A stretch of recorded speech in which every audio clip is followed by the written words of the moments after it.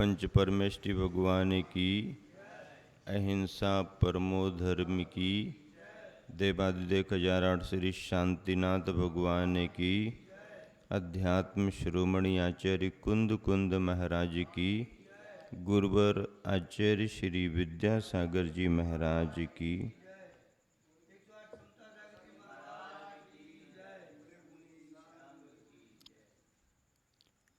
मूक माटी एक साहित्यिक कृति है।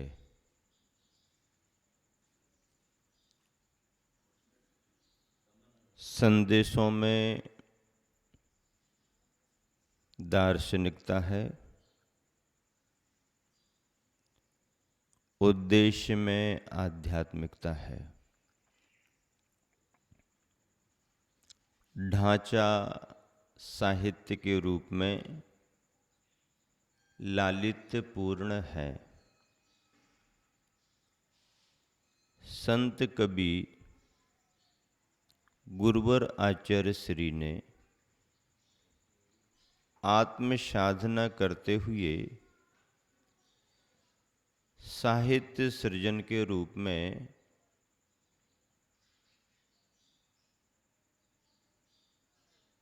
माटी को पात्र के रूप में चुना है। माटी के अंदर छिपी हुई विभिन्न शक्तियों का आकलन कर उसे भवितव्यता प्रदान करना गुरुवर का उद्देश्य रहा है।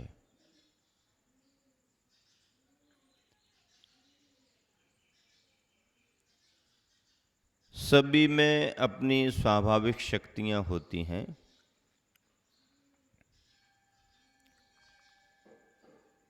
उन्हें उद्घाटित करने के लिए योग्य पुरुषार्थ की आवश्यकता होती है। क्षेत्र और काल भी यदि सहयोगी हो जाएं, तो फिर तो कहना ही क्या है। माटी को महाकुंभ का रूप देने में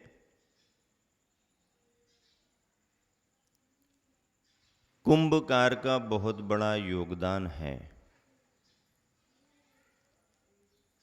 एक कुशल शिल्पी कुंभकार माटी की भवितव्यता को समझकर उसकी उपादान क्षमता का ध्यान रखते हुए जब सृजनशील धर्म में उतरता है तो कुंभकार का योग क्या है, कुंभकार का उपयोग क्या है, माटी का परिणाम क्या है, माटी का समर्पण क्या है, माटी की परिणति क्या है, ये सब सुनिश्चित होने लगते हैं। पिछले प्रसंगों में अपनी बात यहां तक आ गई। धरती माँ ने माटी को संबोधन दिए। माटी ने अपना आत्म निवेदन धरती माँ के सामने रखा और बात ये तय हुई कि सुबह सुबह प्रभात वेला में शिल्पी कुंभकार आएगा और तुम्हें यदि अपना निर्माण करना है, व्यक्तित्व का विकास करना है, तो उसकी शरण को स्वीकार करना होगा। कुंभकार भी उद्देश्य की पूर्ति करने के पहले ओंकार को नमन करता है, यानी धर्म का कार्य सबसे पहले करता है।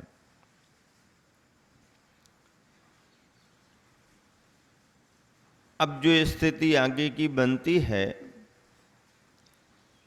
उसे छोटे छोटे प्रसंगों के माध्यम से आप सभी को सुनना समझना पड़ेगा।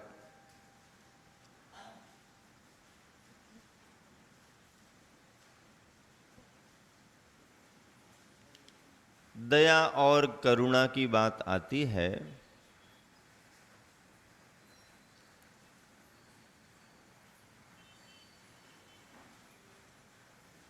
मिट्टी को खोद करके जब कुंभकार बोरियों में भर करके गधे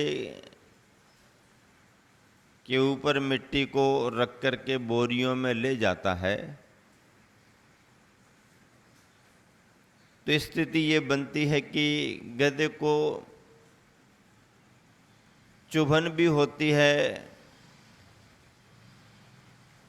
और पृष्ठभाग छिल भी जाते हैं। मिट्टी के थोड़े थोड़े कण निकल करके उसके छिले हुए भागों में मरहम का काम करते हैं। दया की भावना वहां पर प्रकट होती है। इसी बात को गुरुवर यहां पर आगे बढ़ा रहे हैं। इस विषय में किसी भांति हो नहीं सकता संशय कि विषयी सदा विषय कसायों को ही बनाता अपना विषय, और हृदयवती आँखों में दिवस हो या तमस चेतना का जीवन ही झलक आता है, भले ही वह जीवन दया रहित हो या दया सहित। और दया का होना ही जीव विज्ञान का सम्यक परिचय है। दया का होना ही जीव विज्ञान का सम्यक परिचय है। जीवों के अस्तित्व को स्वीकार किए बगैर उन्हें बचाने का भाव नहीं होगा। जिनके अंदर जीवों के संरक्षण का भाव आता है, हमारे द्वारा कोई उनको क्षति ना पहुंच जाए, व्यवधान ना हो जाए, जीवों को बचाना चाहिए, ये भाव तब तक संभव नहीं है जब तक कि तात्विक विचारधारा में वह व्यक्ति जीवों के अस्तित्व को स्वीकार न कर ले। अस्तित्व को स्वीकार करेगा तो ही जीवों पर दया अनुकंपा करने का भाव होगा। इसलिए यहाँ पर लिखा गया कि दया का होना ही जीव विज्ञान का सम्यक परिचय है। परंतु पर दया करना बहिर्दृष्टि सा, मोह मूढ़ता सा, स्व परिचय से वंचित सा, अध्यात्म से दूर प्रायः लगता है। ऐसी एकांत धारणा से अध्यात्म की विराधना होती है। दूसरों पर दया करना, ऐसा समझो, बहिर्मुखी दृष्टि है, मोह मूढ़ता का परिणाम है। अपने परिचय से वंचित, अध्यात्म से दूर होने की स्थिति, ऐसा यदि कोई सोचता है, ऐसा यदि किसी को लगता है, तो गुरुवर यहाँ पर कह रहे हैं ऐसी एकांत धारणा से, एकांत धारणा सर्वथा ये ऐसा ही है, ऐसी एकांत धारणा स्वरूप की अपेक्षा से, अपने में लीन होने की अपेक्षा से यह बहिर्दृष्टि का कार्य हो सकता है,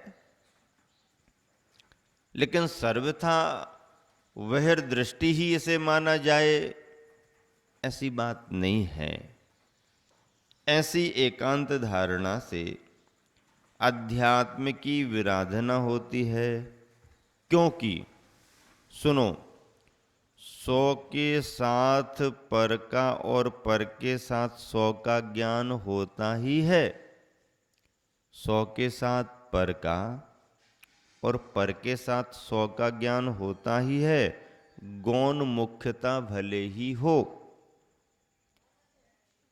चंद्रमंडल को देखते हैं, यानी चंद्रमा को देखते हैं तो नभमंडल भी दिखता है।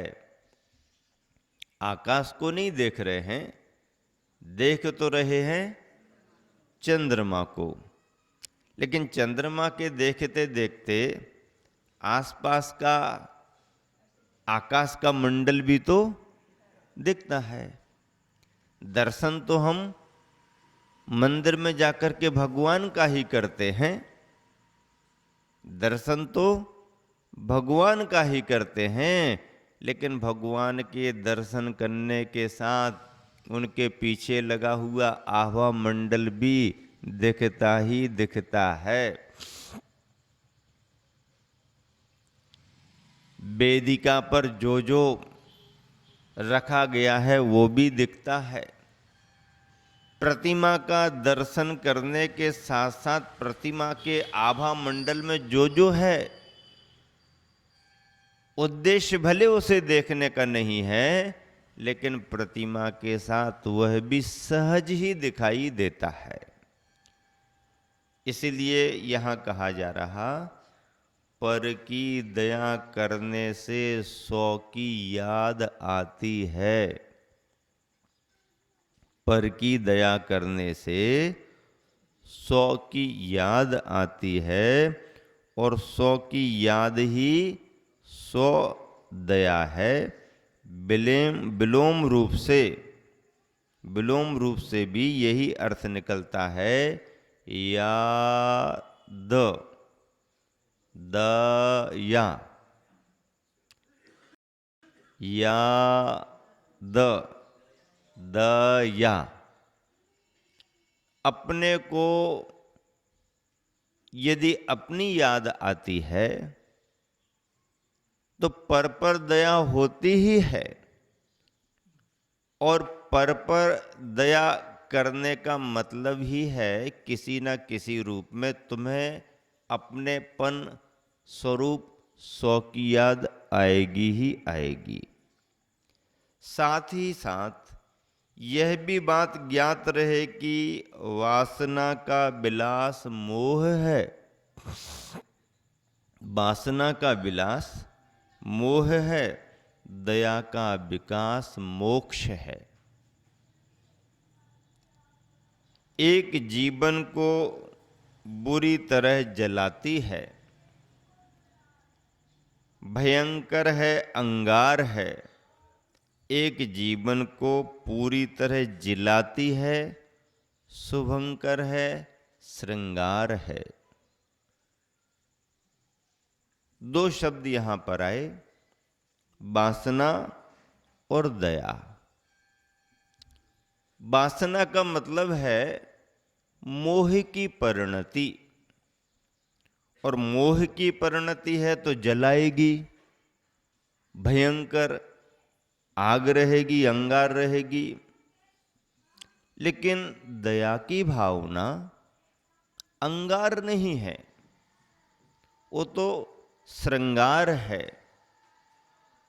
भयंकर नहीं है, शुभ को करने वाली शुभंकर है। क्योंकि शुभ का भाव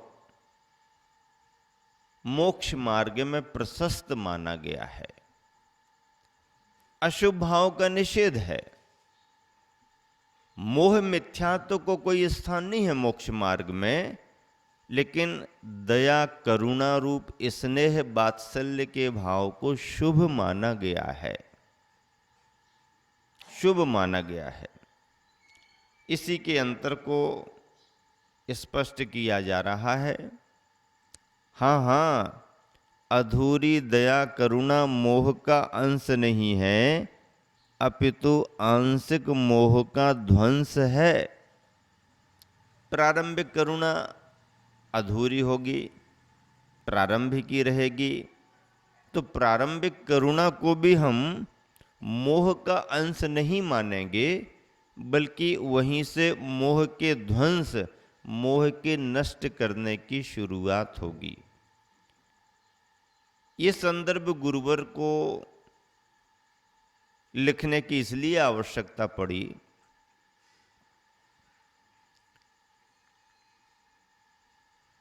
कि प्रवचन सार में एक गाथा आई है कुंद कुंद स्वामी की। उसमें एक पद आया है,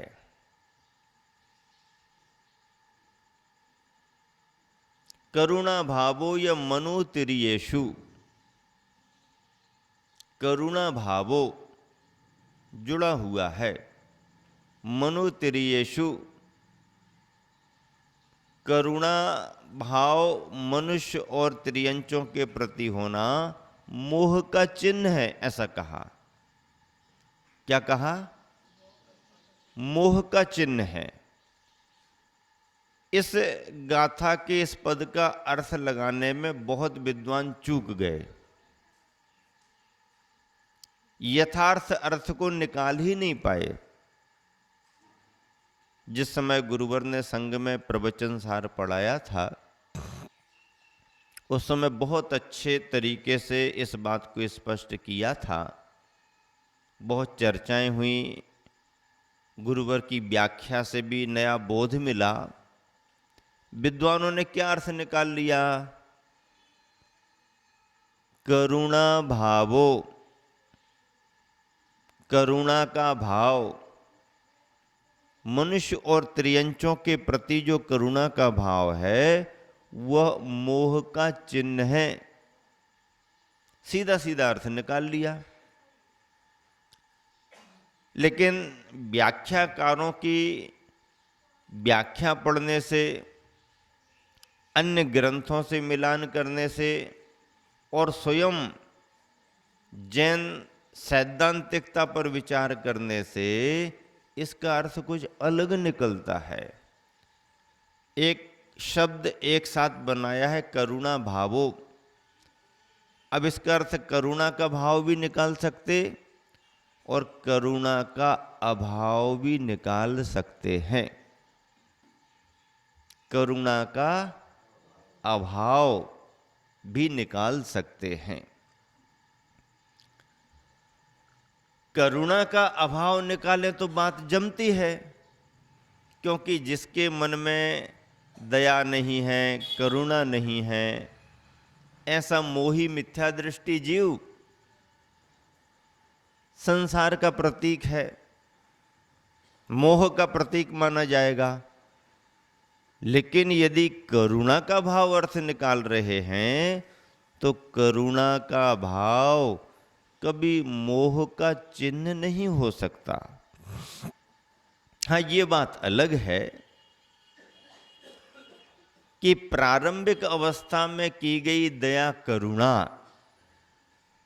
मोह मिथ्यात्व के परिणाम जैसी तो नहीं है, लेकिन प्रारंभिक राग की भूमिका में जरूर है। इस जीव का भला हो जाए, इसको बचा लो, जीव के कष्ट दूर हो जाएं, सर्वे भवन्तु सुखिना सर्वे सन्तु निरामया, सुखी रहें सब जीव जगत के, कोई कभी ना घबरावे। ये जो मेरी भावना की पंक्ति पढ़ रहे हैं ये गलत बिल्कुल भी नहीं है, मोह और मिथ्यात्व का परिणाम भी नहीं है, क्योंकि मोह और मिथ्यात्व के परिणाम में तो जीव के अस्तित्व को ही हम स्वीकार नहीं कर पाते।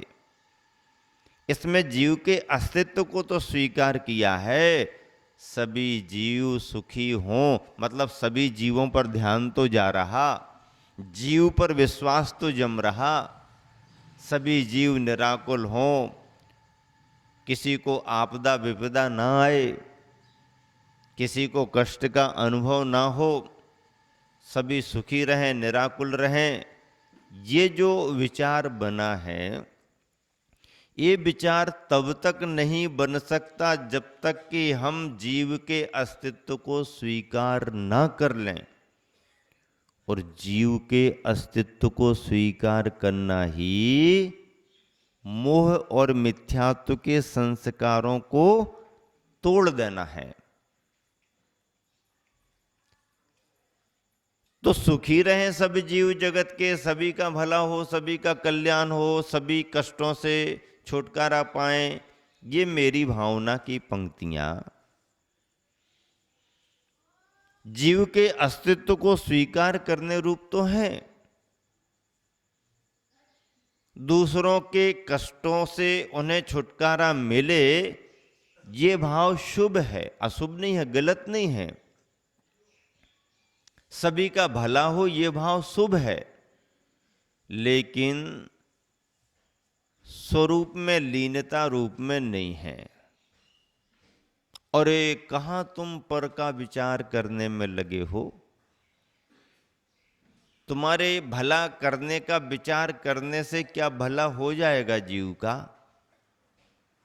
तुमने सोचा ये तो अच्छा है, लेकिन परिणति तो उसकी उसके उपादान से होगी।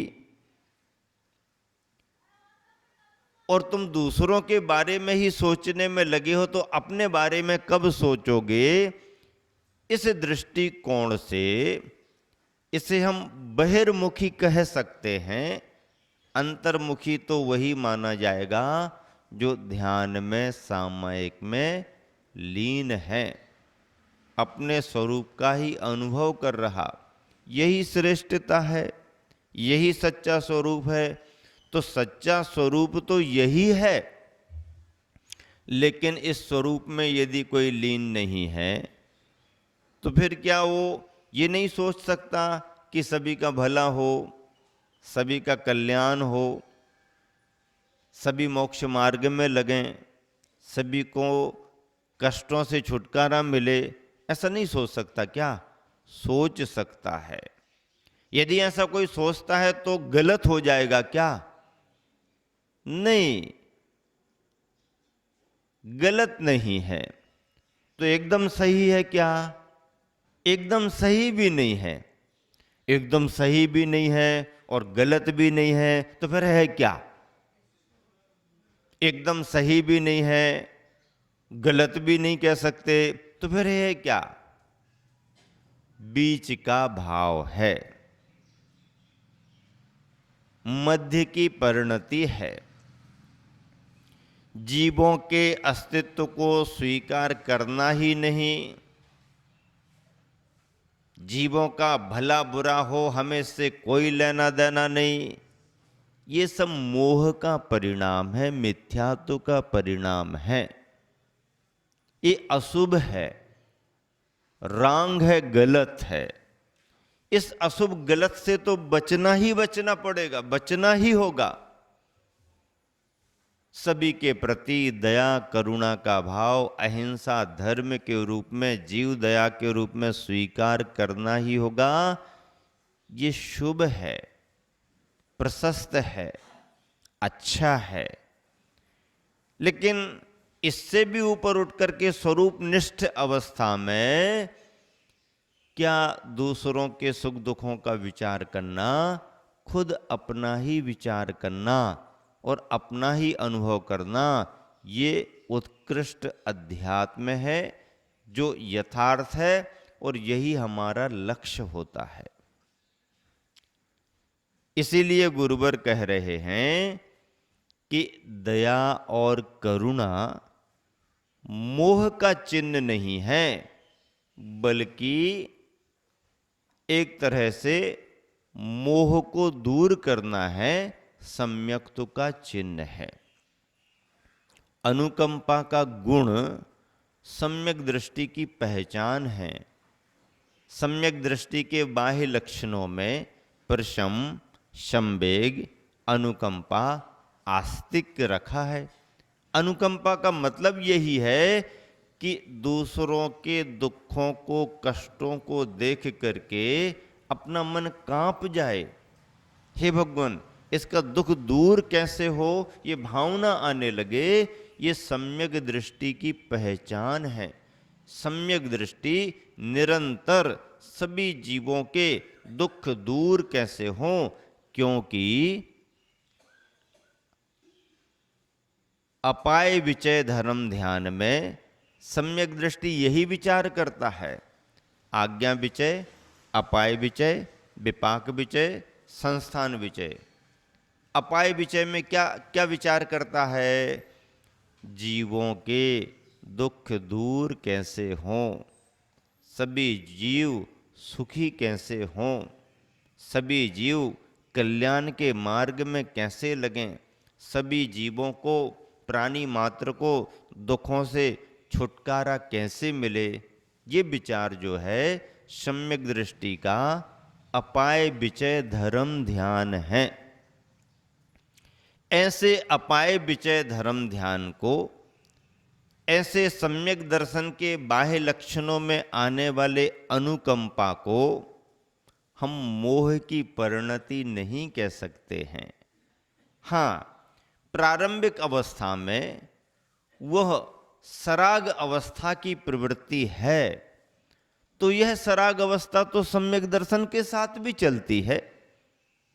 सम्यक दर्शन क्या, चारित्र को अंगीकार करने के बाद भी मुनि महाराज जी भी जब प्रवृत्ति में रहते हैं तो इस प्रवृत्ति की अवस्था में भी यह सराग परिणामों की भूमिका चलती है।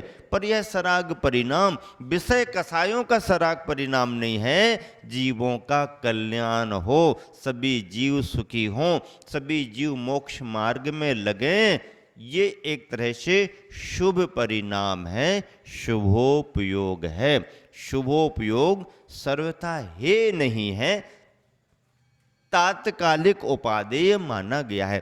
त्रैकालिक उपादेय भी नहीं है तो सर्वथा हे भी नहीं है। शुभोपयोग का परिणाम बीच की भूमिका होने के कारण उपादेय है, पर तात्कालिक उपादेय है, उस समय तक के लिए उपादेय है। ध्यान की अवस्था में वह भी छूट जाने वाला है, उसे भी हे कह दिया गया, लेकिन प्रवृत्ति में हे नहीं कहा गया। ऐसी सैद्धांतिक व्याख्या को गुरुवर आचार्य श्री ने मूक माटी के कथानक में, माटी की जीवन यात्रा में दया करुणा का संदर्भ जोड़ने पर स्पष्ट किया है। सिद्धांत की इतनी सूक्ष्म व्याख्याएं और साहित्य के रूप में काव्य में निबद्ध करना अपने आप एक बहुत बड़ा सृजन है। गुरुवर आचार्य श्री क्या कह रहे हैं? वासना की जीवन परिधि अचेतन है, तन है। दया करुणा निरवधि है। करुणा का केंद्र वह संवेदन धर्मा चेतन है, पीयूष का केतन है वह। करुणा की कर्णिका से अविरल झरती है समता की सौरभ सुगंध। करुणा की कर्णिका से, फूल में, फूल के बीचों बीच पंखुड़ियों के मध्य कर्णिका होती है, तो करुणा की कर्णिका से अविरल झरती है समता की सौरभ सुगंध। ऐसी स्थिति में कौन कहता है वह कि करुणा का वासना से संबंध है? करुणा का वासना से संबंध ऐसा कौन कह सकता है? वासना मोह की प्रतीक है, करुणा आंतरिक जीव दया के परिणामों की प्रतीक है।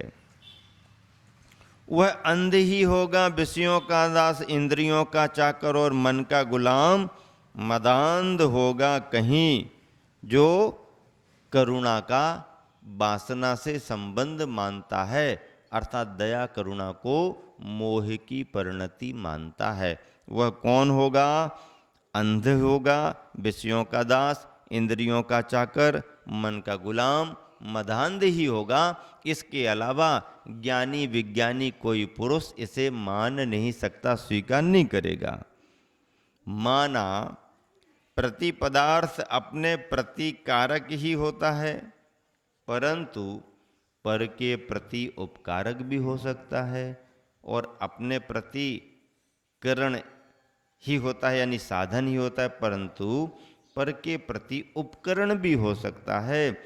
तभी तो अंधा नहीं वह गधा, मदांध भी नहीं, उसका भीतरी भाग भीगा हुआ है समूचा, बाहर आता है सहज, भावना भाता हुआ, भगवान से प्रार्थना करता है कि मेरा नाम सार्थक हो प्रभो। यानी गद का अर्थ है रोग, हा का अर्थ है हारक। मैं सबके रोगों का हंता बनूं, सबके रोगों को दूर करने वाला बनूं, ऐसा करुणा का भाव ही माना जाता है। इसी में आगे सूत्र कह रहे हैं, परस्परोपग्रहो जीवानाम। यह सूत्र सूक्ति चरितार्थ होती है इन दोनों में, क्योंकि एक दूसरे का सहयोग, एक दूसरे पर उपकार जीव का जीव के रूप में माना जाता है।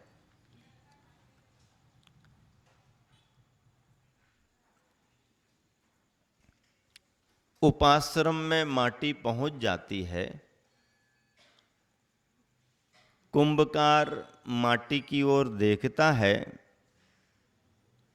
एक दूसरे के भावों का संप्रेषण होता है और माटी को महसूस होता है कि इसकी इस प्रयोगशाला में जीवन का निर्वाह नहीं निर्वाण होता है। यहाँ पर क्या होता है? जीवन का निर्वाह नहीं निर्माण होता है। इतिहास साक्षी है इस बात का। और क्या बात आती सामने? अधोमुखी जीवन ऊर्ध्वमुखी हो उन्नत बनता है।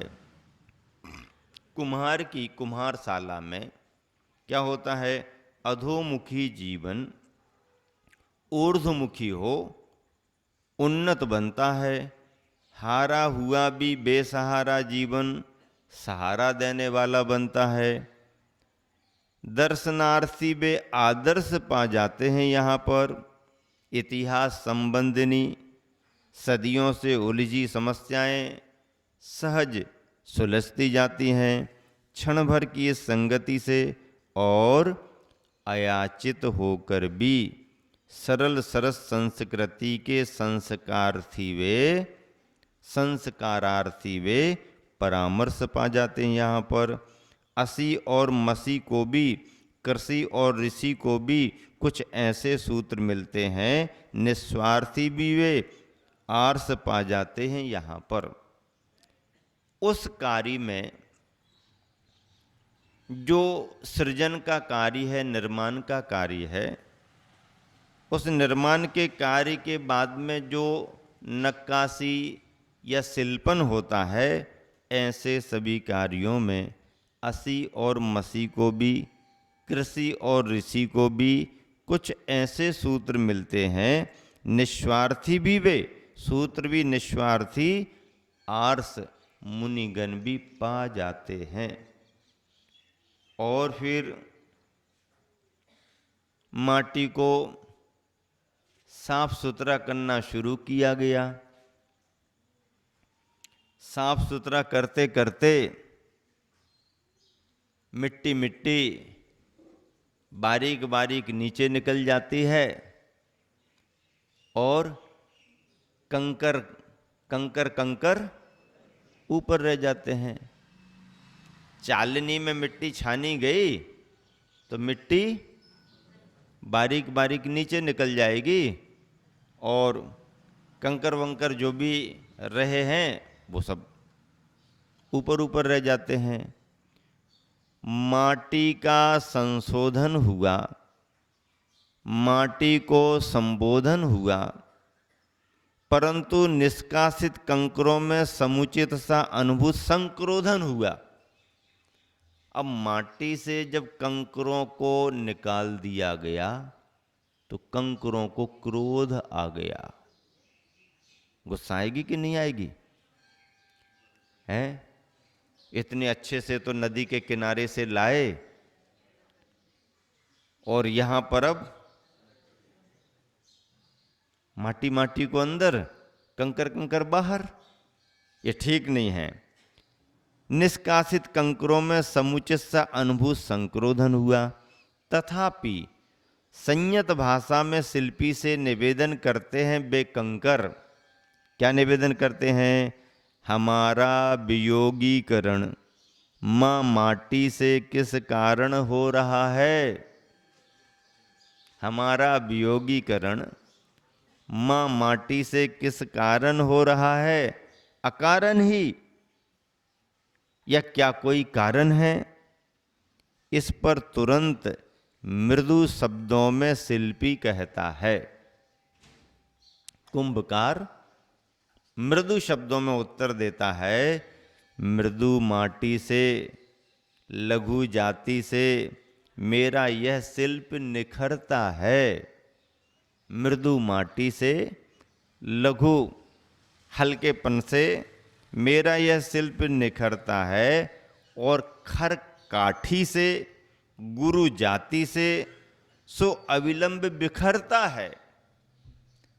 तुम्हारे को अलग कर देंगे तो माटी माटी से हम कुछ अच्छा बना सकते हैं, और यदि माटी में तुम मिक्स रहे तो फिर हमारा शिल्प निखरेगा नहीं, बल्कि बनते बनते बिखर जाएगा, बिखरेगा। दूसरी बात यह है कि संकर दोष का वारण करना था मुझे, संकर दोष का वारण करना था मुझे, सो कंकर कोष का वारण किया। सो कंकरों का जो भंडार था, कंकर कोश यानी कंकरों का जो समूह था, उसको हमने दूर किया। क्यों? संकर दोष को दूर करना था। इस बात को सुनकर कंकर कुछ और गर्म हो जाते हैं।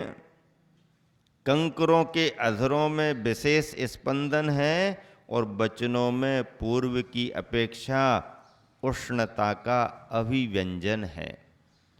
देखिए, जो शब्द आया है उस पर आपको बहुत ध्यान देना है। शब्द आया है संकर दोष। वैसे इस खंड का नाम, मूक माटी में जो पहला अध्याय, पहला खंड है, इस खंड का नाम ही बहुत सोच समझ करके चुन करके रखा गया। इस खंड का नाम क्या है? पहले खंड का नाम है संकर नहीं वर्ण लाभ। क्या? संकर नहीं वर्ण लाभ। मूक माटी के पहले खंड का नाम संकर नहीं वर्ण लाभ। और मैं समझता हूं इसी शीर्षक के इर्द गिर्द सारी कल्पना, सारी संयोजना मूक माटी के पहले खंड में हुई है। विषय इसी शीर्षक के इर्द गिर्द घूम रहा है। पिछले दिनों में जो सुना वो एक आगे बढ़ने के चरण थे, पर इस खंड का पूरा हार्ट, पूरा हृदय, पूरा केंद्र इस शीर्षक पर ही टिका है, संकर नहीं वर्ण लाभ। ये एक बहुत बड़ा सिद्धांत है। इसमें बहुत बड़ा समाज शास्त्र भी जुड़ा हुआ है। जैन ही नहीं, जैनेतर भी इस बात को समझते हैं और संकर दोष की बुराई से बचते हैं, बचना चाहते हैं, और वर्ण लाभ हो ऐसी भावना रख करके उदारता से अपना द्वार दरवाजा खोलते हैं। किसी परिस्थिति में हमारा दरवाजा बंद भी होता है और किसी परिस्थिति में हमारा दरवाजा खुलता भी है। हम अपने घर का दरवाजा कब बंद करते हैं? जब कोई नुकसान होने की संभावना हो तो दरवाजा बंद करते हैं, नहीं भैया ये मुझे स्वीकार नहीं है। और जब कुछ लाभ होने की संभावना हो तो हम अपना दरवाजा उदारता से प्रसन्न होकर के खोल देते हैं कि भैया इसमें तो हमारे को लाभ है, इसे तो हम स्वीकार करेंगे। संकर नहीं वर्ण लाभ का मतलब है समाज व्यवस्था को लेकर के, परिवार की व्यवस्था को लेकर के दो तरह की विचारधाराएं हैं। उन विचारधारा से जुड़ी हुई परिस्थितियां भी हैं। आशय क्या है इसमें? आशय ये है कि पारिवारिक संबंध स्थापित किए जाते हैं।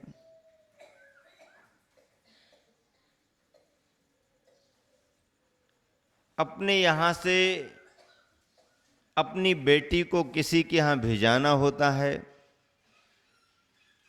किसी की बेटी को अपने घर लाना होता है, विवाह व्यवस्थाएं बनती हैं, भविष्य के लिए, परिवार के लिए, कुल परंपरा के लिए, धर्म के लिए, परिवार की पीढ़ियां चलाने के लिए ये व्यवस्थाएं समाज शास्त्रों में हैं। जैन ही नहीं, जैनेतर बंधुओं में भी ये विचारधारा किसी न किसी रूप में जुड़ी है। यहां पर माटी और कंकरों की बात लेकर के काव्य के रूप में एक बहुत बड़ा संदेश दिया जा रहा है, जो संदेश समाज का शास्त्र भी है और धर्म का शास्त्र भी है। कई बार इन सिद्धांतों की परिपूर्ण जानकारी न होने के कारण हम सभी को लाभ की जगह हानि हो जाती है, और अपनी हानि होने से हम बच भी नहीं पाते हैं। अपने को हानि ना हो, अपने को किसी का लाभ हो जाए, इस बात का विचार परिवार को समाज व्यवस्था के रूप में करना ही पड़ता है, करना भी चाहिए। इसी बात को कंकरों के मन में जो क्षोभ आया, क्षोभ ने क्रोध का रूप लिया, क्रोध में जो भाषा बनी, काव्य में उसका प्रसंग बन रहा है। माटी में से कंकरों को निकाल निकाल करके अलग किया गया। कंकरों ने पूछ लिया कि क्या बात है, अलग क्यों किया जा रहा मुझे? तो कुंभकार ने उत्तर दिया, संकर दोष का वारण करना था मुझे, संकर दोष को दूर करना था मुझे, इसलिए तुम्हारे को अलग किया है। संकर का मतलब है असमानता की व्यवस्था। संकर का मतलब है गुणों में साम्यता का नहीं होना। गुणों में साम्यता नहीं होगी तो संबंध हमारे असमान होंगे, और संबंध असमान होंगे तो स्वीकारा तो था तुमने किसी को, लेकिन उपलब्धि तुम्हारे लिए नहीं हो पाई। हमने जिसे स्वीकारा है उसमें यदि हमारे अनुरूप ढलने की योग्यता है और हम उसे अपने गुणधर्मों में ढाल लेते हैं तो एक लाभ हो जाएगा हमारे लिए, क्योंकि था दूर लेकिन उसे हमने स्वीकार किया, उसकी योग्यता हमारे ढलने में थी और हमने अपनी योग्यता से उसे ढाल लिया, तो एक सदस्य का लाभ हो गया। हमारे आचार विचार में वो ढल गया, हमारे आचार विचार में आकर के ढल गया तो हमें एक वर्ण लाभ हो गया। और यदि जिसे हमने स्वीकार किया है वह आकर के अपनी ही चपेट में उस व्यक्ति को जिसने स्वीकार किया है या उस परिवार को जिसने उसे स्वीकार किया है अपनी चपेट में लेने लगे और वह व्यक्ति या वो परिवार उसमें ढल जाए, उसके आचार विचार में ढल जाए, तो हमारे लिए लाभ नहीं हो पाया, बल्कि हम उसमें मिक्स हो गए। तो ये हमारे यहाँ आकर के उसने जो किया, इससे हमारे लिए संकर दोष हो गया, वर्ण लाभ नहीं हो पाया। वर्ण का लाभ हो इसका निषेध नहीं है, वर्ण का लाभ हो इसका निषेध नहीं है, बल्कि वर्ण लाभ हो ऐसी भावना और ऐसा व्यवहार करना भी चाहिए, लेकिन संकर दोष न लग जाए इसकी सावधानी रखना बहुत जरूरी है, बहुत जरूरी है।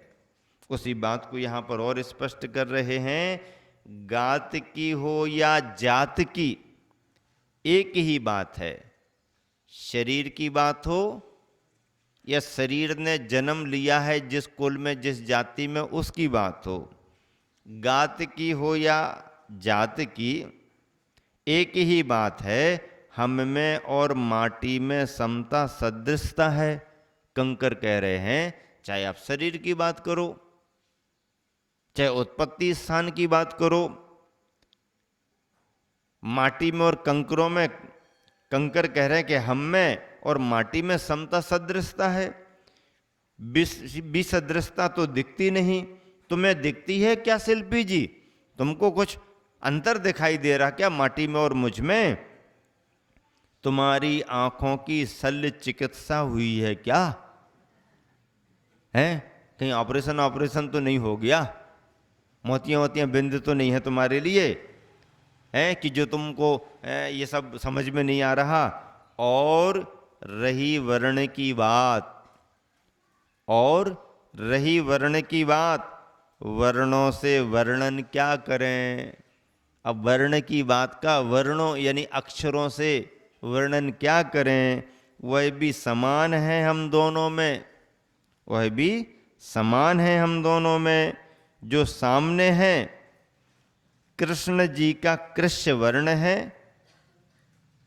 कृष्ण जी का कृष्ण वर्ण है, कृष्ण वर्ण नहीं। कृष्ण जी हैं तो कृष्ण जी का कृष्ण वर्ण है यानी श्याम रंग है। कृष्ण गिरा हुआ वर्ण नहीं है, कृष्ण यानी निचला वर्ण नहीं है, श्याम वर्ण है। तो इससे क्या हुआ? सुनते हो नहीं, सुनते हो क्या नहीं? कर्ण तो ठीक है तुम्हारे, फिर वर्ण संकर की चर्चा कौन करे? समवर्ण संकर की अर्चा मौन करें हम, और कंकर मौन हो जाते हैं। इस पर भी शिल्पी का भाव ताव नहीं पकड़ता। कंकरों ने कह दिया तो भी शिल्पी को क्रोध नहीं आया, जरा सा भी धराशाही सहज साम्य भाव प्रस्तुत होता है उससे कि अब शिल्पी क्या कहता है, इस प्रसंग में जो चर्चा आई है वर्ण की, इस प्रसंग में वर्ण का आशय ना ही रंग से है, कलर से है, वर्ण का आशय ना ही रंग से है और ना ही अंग शरीर से है।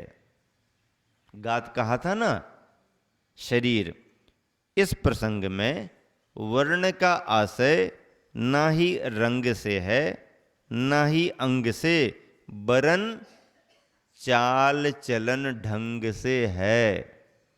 वर्ण का आशय ना रंग कलर की बात नहीं कर रहे, ना अंग शरीर की बात नहीं कर रहे। वर्ण का आशय ना रंग से है और ना अंग से है, वरन चाल चलन ढंग से है।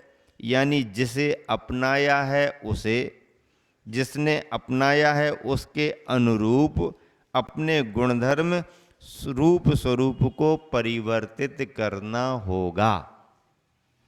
जिसको अपनाया गया है, जिसने अपनाया है, अपनाने वाले के रूप स्वरूप में जिसे अपनाया गया है उसे परिवर्तित होना पड़ेगा, उसमें ढलना पड़ेगा। तब कहीं जाकर के जिसे स्वीकार किया है यदि वो ढल गया तो वर्ण लाभ माना जाएगा। और यदि परिवर्तित नहीं होता है, उसमें ढलता नहीं है, अलग ही दिखाई देता है, अलग ही रंग ढंग रहता है, तो स्वीकार करने पर वर्ण संकर का दोष लगता है। इस दोष से परिवार को और समाज को बचना चाहिए। संकर दोष स्वीकृत नहीं है, वर्ण लाभ का निषेध नहीं है। संकर दोष सामाजिक व्यवस्थाओं में स्वीकृत नहीं है, लेकिन वर्ण लाभ होने का निषेध भी नहीं है। अन्यथा इस धर्म के संस्कारों में हम आगे कैसे बढ़ा पाएंगे सबको? बड़े बड़े आचार्य हुए हैं जिन्होंने गांव के गांव को संस्कारित करके और धर्म से जोड़ दिया और कहा तुम अपने धर्म का पालन करो। अब यदि कोई जैनेतर बंधु जैन धर्म में आना चाहे, जैनेतर समाज अपनी भावना से श्रद्धा से जुड़ करके जैन धर्म पालन करने लगे, कोई बात नहीं, रीति रिवाज तुम अपने रखो, लेकिन इस धर्म का पालन करो। ये अहिंसा का धर्म है, जीवदया का धर्म है, सम्यक्त्व का धर्म है, अहिंसा का धर्म है, पालन करो। उनकी व्यवस्था उनकी समाज में। अब यदि कोई जैन समाज में आना चाहता है तो फिर विचार करना पड़ता है। 4 वर्णों की व्यवस्थाएं श्रावकाचार में बताई गई हैं, ब्राह्मण, क्षत्रिय, वैश्य और शूद्र। इन 4 वर्णों की व्यवस्थाओं पर श्रावकाचार के अनुसार बहुत जोर है। एक समय था जब इस तरह से ही सारी व्यवस्थाएं चलती थीं, लेकिन अभी वर्तमान में व्यवस्थाओं में शिथिलता बहुत है। जिसका जो वर्ण है तदनुरूप आजीविका भी नहीं है। पहले वर्णों के अनुसार आजीविका सुनिश्चित थी। ब्राह्मण का काम अलग, क्षत्रिय का काम अलग, वैश्य का काम अलग, शूद्र का काम अलग। ब्राह्मण का काम धर्म के कार्यों को संपन्न कराना और उन्हें धर्म मार्ग की प्रेरणा देना, ये ब्राह्मण का काम। क्षत्रिय का काम प्रशासनिक व्यवस्थाएं संभालना, अन्याय और अनीतियां ना हो इस पर नियंत्रण रखना और सभी को संरक्षण देना। संरक्षण देना ये क्षत्रिय का काम था। वैश्य का काम लेन देन करके व्यापार आदि के माध्यम से अर्थव्यवस्था को संभाल करके रखना। वैश्य का काम व्यापारी होने के नाते अर्थव्यवस्था को संभाल करके रखना, आय व्यय के रूप में व्यापार करना आदि आदि, ये वैश्य का काम था। और इन तीनों वर्णों के लिए आवश्यक सहयोग दे करके उनकी सेवा शुश्रूषा आदि करना, इसे शूद्र नाम दिया। अछूत अस्पृश्य जैसी कोई बात नहीं थी, लेकिन इन सबके लिए सहयोगी बनना, इन सबकी आवश्यकताओं की पूर्ति करना, इनकी सेवा आदि में लगना, ये एक तरह से शूद्र का रूपक दिया। धीरे धीरे आगे बढ़ते बढ़ते इनके स्वरूप ही बदल गए, व्याख्याएं ही बदल गईं, और वर्तमान की व्याख्याएं तो और ही अलग तरह की हो गईं। चलिएगा, यहाँ पर जो संदर्भ है मूक माटी के पहले खंड का, संकर नहीं वर्ण लाभ, इसका मतलब है कि यदि कोई अपने से मिलना चाहता है या हम किसी को स्वीकार करना चाहते हैं तो उसमें ये पहले देखना होगा कि वह हमारे में ढल सकता है कि नहीं। वह हमारे आचार विचार में घुल मिल सकता है कि नहीं, उसमें हमारे आचार विचार में घुलने मिलने की योग्यता है या नहीं। भावना तो कोई भी कर लेगा, आप मुझे स्वीकार कर लो, आप जैसा कहोगे हम वैसा कर लेंगे। आप कहोगे रात में भोजन नहीं करना, हम रात्रि भोजन छोड़ देंगे। आप कहोगे कि ऐसा करके ये करना है, हम वैसा कर लेंगे। आप कहोगे नमोकार की माला फेरो, नमोकार की माला फेरेंगे। आप कहोगे रोज मंदिर चलो, हम रोज मंदिर जाएंगे। आप कहोगे एक आसन कर लो, एक आसन कर लेंगे। आप जैसा कहोगे हम कर लेंगे। ये बाहर से कर लेना एक अलग बात है, लेकिन इस बाहर से करने के साथ साथ यहां आकर के उसका शुद्धिकरण हो सकता है कि नहीं, ये अलग बात है। चरणान योग में कोई भी एक आसन कर सकता है, चरणान योग में कोई भी अपनी मान्यता बना करके पूजा पाठ कर सकता है, चरणान योग में कोई भी बाहर की क्रियाओं को स्वीकार कर सकता है। ये बाहर की क्रियाएं तो कोई भी कहीं भी किसी भी रूप में कर सकता है, लेकिन हमारे कुल में आकर के हमारी परंपराओं में ढलने की उसकी योग्यता है कि नहीं।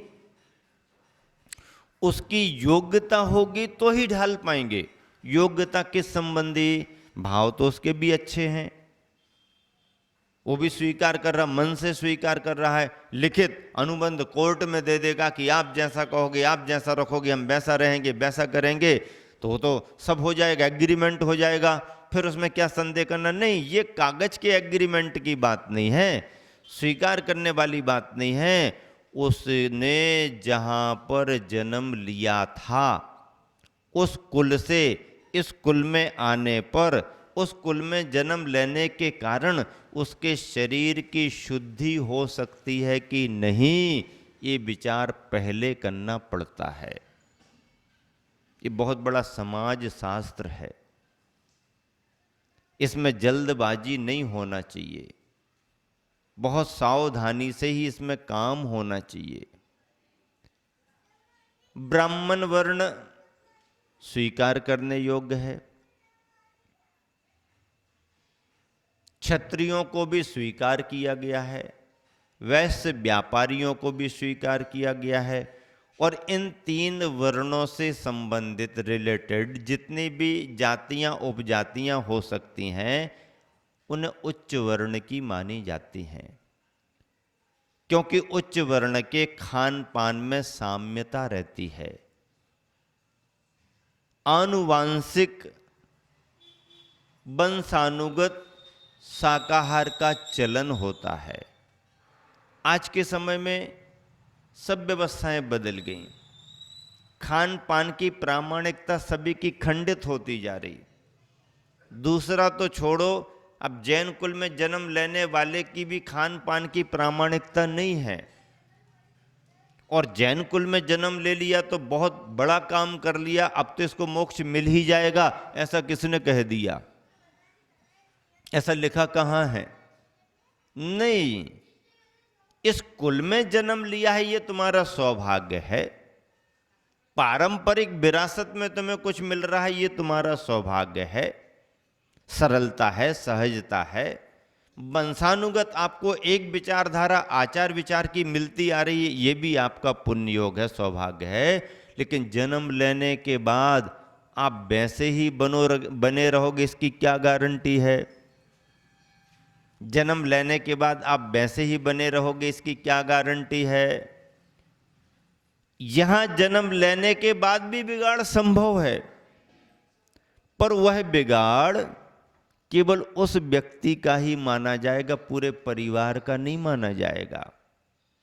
और यदि मान लो परिवार के चारों सदस्य भी उसी विचारधारा में ढल गए, तो उसके उस परिवार का ही माना जाएगा, पूरे कुटुंब का नहीं माना जाएगा।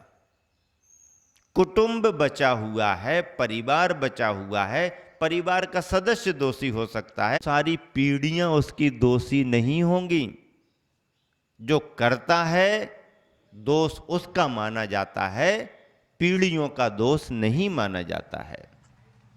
तो जैन कुल में जन्म ले लिया तो सर्वथा सब निर्दोष ही हैं, निर्दोष ही रहेंगे, ऐसी किसने गारंटी ली? किसने सर्टिफिकेट दे दिया? नहीं, आचार विचार उस कुल के योग्य है तो आप निर्दोष रहेंगे, और आचार विचार यदि आपका कुल के योग्य नहीं है तो आप दोषी माने जाएंगे। शरीर की अपेक्षा से आप निर्दोष हैं, क्योंकि जैन कुल में जन्म लिया है, आपको इतना साधन, इतनी सुविधा है मोक्ष मार्ग पर आगे बढ़ने की, लेकिन सभी जगह जन्म लेने के बाद सभी सुविधाएं नहीं होती हैं। इसकी चर्चा कल आपसे विशेष रूप में करेंगे।